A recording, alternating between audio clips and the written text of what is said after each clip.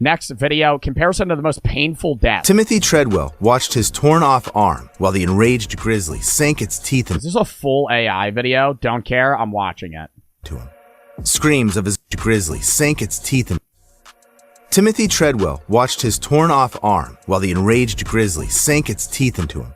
Screams of his girlfriend, Amy Huguenard, echoed in his head. Both became victims of a merciless predator, devouring them alive.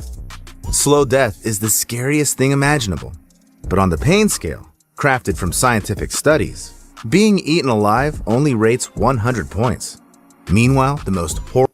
How do you rate the points of... Dude, being eaten alive has to be one of the most terrifying things. Like, if like a hyena rips open your stomach and starts eating your intestines while you're still conscious, dude, that'd be... I feel like that'd be more surreal than... I mean, it'd definitely be painful because you're dying. Dude, that would be like a trippy way to die. Getting eaten alive. Horrifying death is estimated at 140 is the most painful. What do you think the most painful way to die is? Probably like falling into like a vat of acid. I feel like something that would be in like Rick and Morty, dude. Drowning is probably really painful, but you pass out fairly early on. Fire, definitely. I'm pretty sure that freezing to death is not that bad, because doesn't it feel warm and then you just kind of get you get really sleepy? On October 11th, 2012, workers at a seafood processing plant in Santa Fe Springs sounded the alarm. Their colleague, 62-year-old... Did he fall into the pat? Did they put him in cans? Stop. Jose Molina had vanished suddenly. After nearly 90 minutes of searching, the boiler operator suggested opening the last loaded oven. Inside, they cooked and sterilized tuna at high temperatures.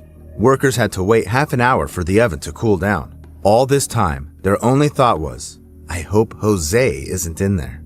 Unfortunately, he was indeed there. How did he get in there? When the workers opened the door... So he got cooked alive. They were horrified to find him inside. As it turned out, Molina was loading pallets of canned tuna into the oven when he noticed a malfunction. Without warning anyone, he stepped into the oven to adjust the chain inside. Meanwhile, another worker, not seeing Jose in place, assumed he... No, because it's a fat-ass door, and it's probably thick-ass metal. You wouldn't hear him. You just close that shit, turn it the fuck on. He had already left, so he closed and turned on the oven. It was loaded with nearly 5,500 kilograms of canned tuna, which began to cook at a temperature of 132 degrees Celsius. Jose likely suffered severe skin burns, and then the high temperature began to affect his muscles and organs. Eventually, the poor man was boiled alive. Looking at the pain scale, where, for example, 2 points... That has to be worse than getting eaten alive. Getting eaten alive would be a quicker death. ...are attributed to a gunshot to the head. And 91... A 2? Yeah, well, I mean, you wouldn't even really feel... Do you feel pain? Well, you can't interview anybody about it, obviously. But if you got shot in the head, would it hurt before you died? You wouldn't have time to process the pain, so no. ...to a shark bite, while dying from being literally boiled alive hits a staggering 105 points. Shark bite's 91? And unfortunately, such incidents in production... It's like a kidney stone. ...happen quite often. In 2009, Vincent Smith II worked at an illegal chocolate factory, Cocoa Service, in Camden, New Jersey. The 29-year-old worker... Vincent Smith II worked at an illegal chocolate factory. What the fuck is an illegal chocolate factory in Camden? Chat, I gotta show y'all a picture of Camden, bro. Where were they running a fucking chocolate factory in Camden, New Jersey, bro? I mean, some parts of Camden are okay, but like, bro, this is like... I had to live in Camden for a week when I was in fucking high school as like a means of like, it was like we had this whole thing, Unitas, Caritas, Veritas. It was supposed to like show you like love and how like some people have to live. It's fucking horrible, dude. Like this is a street on Camden. Like most of the houses are abandoned. Cocoa Service in Camden, New Jersey. The 29-year-old worker was dumping giant chunks of chocolate over the edge of a vat, nearly 2.5 meters deep. There, chocolate was melted and mixed. Suddenly, Vincent was struck by a mixer paddle and fell right into the hot molten mass, reaching a temperature of 120 degrees Celsius. Oh. His colleagues immediately rushed to shut down the machine. However, Vincent stayed in the chocolate for a full 10 minutes before rescuers could pull him out. Even though his body was mangled by the giant mixer, Vincent died from burns. The tragedy occurred because the platform he fell from was slippery from splattered chocolate and was directly above the vat without any barriers to protect workers from falling into the boiling mixture. Nevertheless, you don't have to be at a dangerous facility to experience excruciating pain, which on the scale goes even beyond 105 points. On November 23rd, 2018, a 911 dispatcher heard the shaky voice of a 76-year-old woman. It was Loretta Picard from Polk County, Florida. I think my house is on fire, and I'm here alone, and I'm on a walker. Firefighters were immediately dispatched to her house. Oh my God, does she burn alive? The dispatcher told the woman to leave the building and go outside, to which she replied, Couldn't, honey, yes, I wanted to. That nervous laugh at the end just breaks your heart. Loretta had recently undergone surgery and couldn't move quickly without assistance. Plus, she couldn't see anything through the smoke. Meanwhile, the fire truck slowly made its way down the rough country road where the woman lived. Loretta was freaking out, worried that nobody would save her, constantly asking if help was really on the way and if they were sure they were coming for her.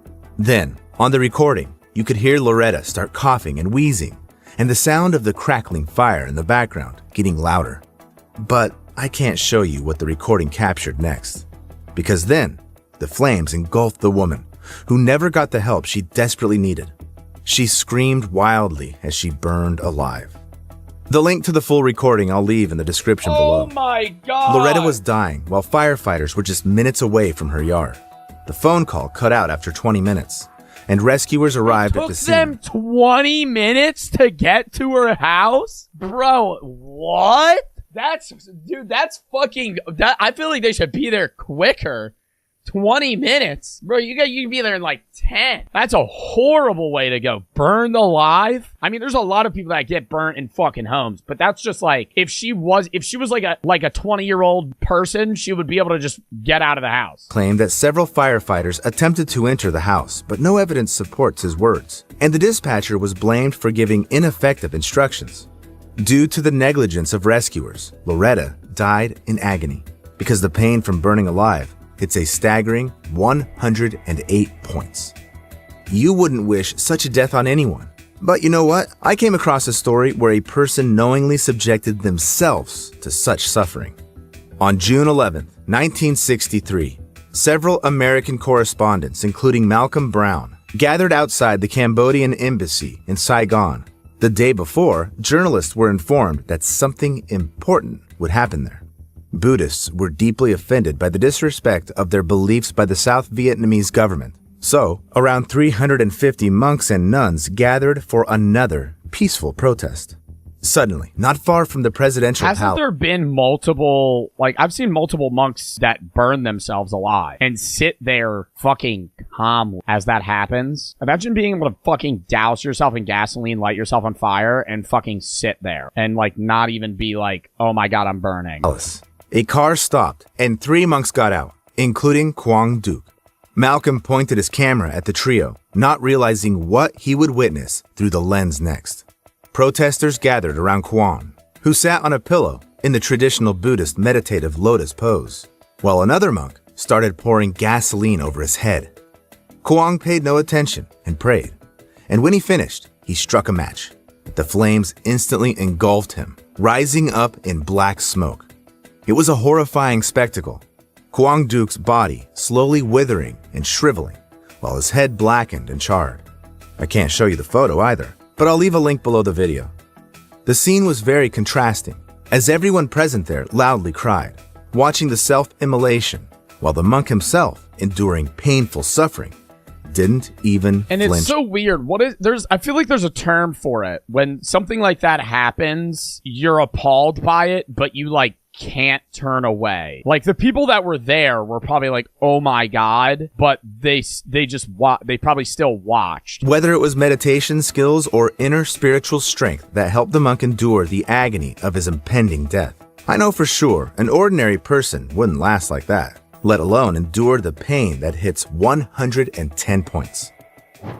In 2007, a 33-year-old woman from Hong Kong named Cecilia Chung climbed to the top of Nyiragongo volcano. Did she fall in the volcano, dude? No fucking way. No fucking way she fell in lava. That'd probably be better, though, than being burnt alive. If you fell in lava, you would probably die so fast. If you fell in molten lava, you're dead in like 10 seconds. In the Democratic Republic of the Congo.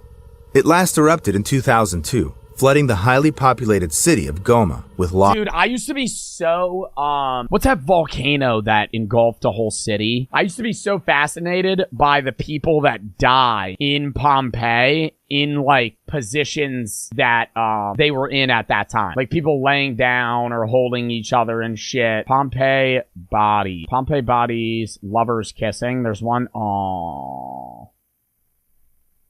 See, it's like so sad. Are these people that were like hugging each other? Like you could tell their bodies, like they're just mummified from the volcano. When was Pompeii? 79 AD. You think any of us have relatives that were there? Dude, honestly, maybe. Since then, the volcano had been relatively safe. So tourists from all over the world flocked to see its famous lava lake. It looks like cracked earth in the desert, with hellish streaks of fire rising from it. Cecilia climbed nearly 3,500 meters for this sight. The woman was thrilled by the terrifying view of the lake and wanted to take a closer photo of it. To do this, she climbed over the edge of the crater, and suddenly, Cecilia slipped and fell down. However, flying about 200 meters, she hit a protrusion right up. No, it would have been better if she fell in the lava. Holy shit. I would have jumped in the lava. At that point, chat. You're not getting saved here. That's probably hot as balls. Right above the lava lake. Cecilia felt piercing pain because the impact broke several bones. She was thrown into the heat, and it was almost impossible to breathe because she was too close to the lava, the temperature of which could reach 950 degrees. Oh, if you fell in, you would instantly die. A helicopter, rescuers, and a volcanologist were sent to the scene. At first, Cecilia showed signs of life. However, the rescue operations were stopped due to poor visibility. As a result, without waiting for help, she fell into the volcanic lava lake. Eyewitnesses even hoped that the woman died instantly after the impact and fell into the lava without feeling any pain.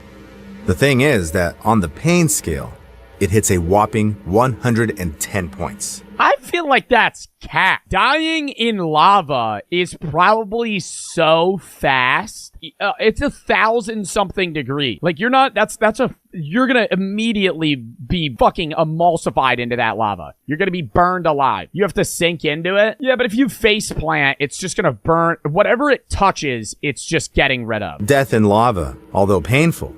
You think they ever threw like a pig carcass in lava before? You think they got like a video of that? There's some dude that put lava on steak.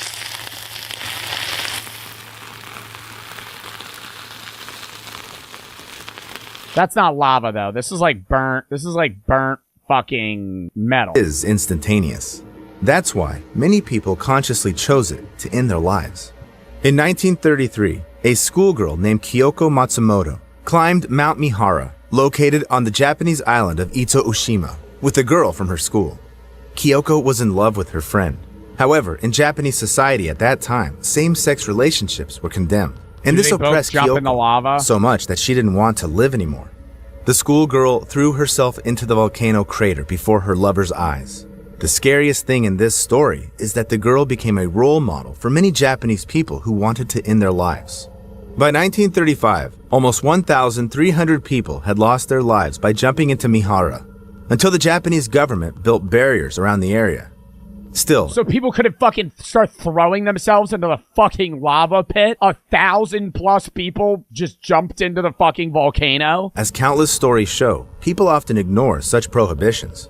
In 2016, Colin Scott and his sister, Sable, went on a tour to Yellowstone National Park, known for its geothermal spots. Oh, dude, the geysers get really hot. Like if they jumped into like a geyser pool, that would be a very painful death. That would be like boiling. That would be like boiling alive. They really look boiled. Fascinating, but getting close to them is dangerous. The water here may not be as hot as lava in a volcano. Oh, but it's fucking hot. Oh, it's fucking hot. I saw a geyser. When I was there, they had signs everywhere. When I was in Iceland, they had signs. They were like, don't touch water. Don't get near water. And they would show the degrees in Celsius. The 96 it's fucking, it's 204 fucking degrees. That degrees kills you. reached by the local water bodies are enough to cause burns and even kill a person. But Colin and Sable ignored numerous warning signs and crossed the restricted area. Suddenly, the guy slipped and fell into the hot water near the Pork Chop Geyser. Such a death is more painful than death in a volcano because in a hot spring, slow. it doesn't happen instantly, but slowly. Moreover, in almost all the park's water bodies, acid sulfate liquids are present to a greater or lesser extent. So when Scott's sister returned with a few rangers, only parts of her brother's head, torso, and arms were visible in the hot spring. By the next morning, Colin's body had completely dissolved. It seems that there couldn't be worse pre-death suffering, but, in fact, there could be. So acid Dissolving in the burns geyser you is too? far from 140 points on the pain scale. On September 13th, 1987, in Goiânia, Brazil, the owner of a local landfill, Devair Ferreira, invited neighbors, relatives, and friends over to show them his interesting find. Devair showed them a strange powder. It was sparkling so mesmerizingly that guests rubbed it on their skin like glitter and took it with them to give to someone else. Yet none of them had any idea what this powder really was. The thing is, the man brought scrap metal, and someone brought from a neglected hospital a metal capsule to his landfill. But those who did it didn't realize they had taken it from a radiotherapy machine. Devair Ferreira ordered the capsule to be cut open, where he found the powder, which was actually radionuclide cesium-137. And he just went, oh, this is cool. I'm gonna fucking hand it out to people. Is used in treatment to create a source of gamma radiation capable of affecting Oh human my cells. god. It's specifically directed at cancerous tumors. But if the radiation isn't controlled, it'll also affect healthy cells. Devair, not realizing it, set off a deadly domino effect. So about 250 people came into contact with the powder. Maria Gabriela Ferreira, the wife of the landfill owner, began to suffer from hair loss and internal bleeding. One of Devair's hired workers, Israel Bautista dos Santos, developed serious respiratory and lung complications. The other one, Admilson Alves de Souza, had his heart affected. However, the most affected was Devair's 6-year-old niece. Oh my god, who was probably like playing with it like it was sand. Just like fucking like making castles with it or whatever. Oh. Das Neves Ferreira. She Oh, why would he not look at what the fuck that was? was placed in an isolated hospital room, but the staff was afraid to approach the child. The girl She probably had so much radiation. gradually developed swelling in the upper part of her body, hair loss, kidney and lung damage, and, just like Gabriela, she suffered from internal bleeding.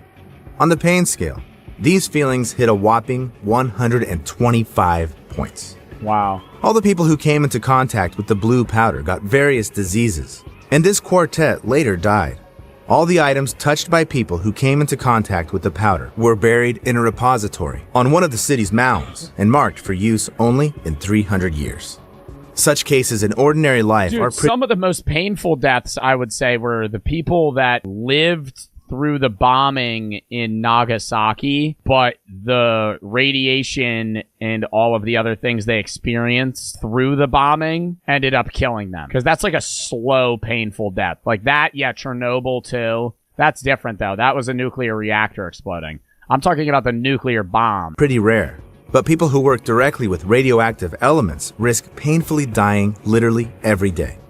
On August 21st, 1945, less than 2 weeks after the bombings of Hiroshima and Nagasaki, Who was that woman that experimented with like radioactive stuff and she ended up dying from that? And you can go see her room today and like you could see where her fingerprints are because of the radioactiveness. Marie Curie, yeah. Yeah, she would work with like she was like one of the early like scientists in the like the late 1800s that worked with like I guess radioactive shit, I guess. Like she was a chemist, physicist, and then ended up dying. Yeah, her discovery with radium and polonium and her huge contribution to finding treatments for cancer. But then she ended up dying from it. Harry Daghlian was working with a plutonium core at the Los Alamos test site in New Mexico. He used tungsten carbide bricks to create a barrier around it because the bricks reflected neutrons coming out of the radioactive plutonium back. But when he started laying bricks around the core, he suddenly dropped one of them right on him. At that moment, the brick caused an uncontrolled nuclear fission chain reaction. It covered the scientist with a deadly dose of radiation of 5.1 sieverts. After receiving a radiation burn, a person experiences countless excruciating sensations at once. The skin blisters and ulcers, after which the vessels in it burst, and the person dies. In addition, due to the high dose of radiation, you feel how each of your organs slowly fails until you die. And that's exactly what happened on the 25th day of Harry Daghlian's suffering. The slow death from radiation and all the previous steps on the pain scale are united by the fact that these pains weren't inflicted intentionally on the victims. However, fortunately, you cannot accidentally expose yourself to suffering that is at the maximum mark of 140 Dude, that points. is fucking horrible. Even if you find yourself in the mouth of a volcano or in the heart of a nuclear What if they reactor. just kill him? I mean, you want to take care of the guy. So, the most painful sensation in the world is You're not just going to immediately be like, all right, we're just going to fucking kill you because there's no way you're going to live through this. skinning. This refers to a specific Yeah. Now, oh my God. Because that's slow. And they did that. They did that to people. Like you'd peel their skin off and then leave them, and then come back and take more of their skin, and then come back and take more of their skin. It would be like days, and they would just get infected. Yeah, the medieval times, they'd fucking peel all your skin off on your arms. torture. Before it, the skin was softened using sunburns or hot water. Then, the torturer made incisions starting from the least sensitive parts of the body and ending with the delicate skin of the face. The process was designed to keep the victims alive as long as possible, maximizing pain. Eventually, death could occur from blood loss, shock, or infections. But such a method of punishment has existed for quite some time, since the times of the ancient Assyrians, and up to medieval Europe. Dude, imagine getting skinned alive. Holy fuck. Nowadays, they don't do it anymore. A lot of band-aids? Yeah, no shit. Fuck, man. Dude, I mean, that wouldn't even do anything. If you got, like, all the skin on your leg just peeled off, you would be in the hospital for weeks, months. You wouldn't be able to move. At least, it's definitely prohibited by law. Write in the comments what caused you the most pain, and subscribe to my channel if you have nerves of steel. Dude, that was a good video. It was an AI video, but it was a good-ass video.